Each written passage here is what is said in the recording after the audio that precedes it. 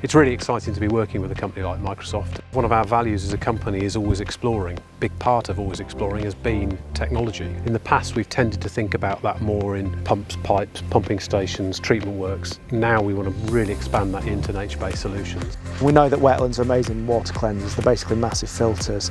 So we're taking the water from the recycling centre, instead of putting it immediately into the stream, we're putting it through these 3 large wetland areas, and the plants basically clean it, and they're brilliant habitat as well. Some of the biggest challenges that people face is actually the ability to measure. What's the impact been of this incredible ecosystem, and how do you know that the things that we're doing are actually making the difference? One of the things across the work that we're doing is actually using something that's called a digital twin. So you think you're creating like a digital version of an ecosystem environment like this. So you can actually think about the measurement of how does the environment operate when you're adding certain reeds or certain animals or certain nutrients, etc. And how does that change over time? How do we bring the technology to life on a nature-based solution? How can we use their remote sensing capability, for example?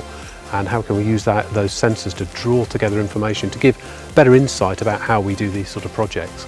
So what we're looking at here is just one site, and if we can prove the concept here, then we can broaden this out to the whole of the Stiffkey catchment from the coast or all the way back inland. Perhaps then we could apply that to the whole of the county, so the whole of Norfolk perhaps, and if it's proven to be successful on a county-wide level, then why couldn't it become the norm across the whole of the industry and the whole of the country?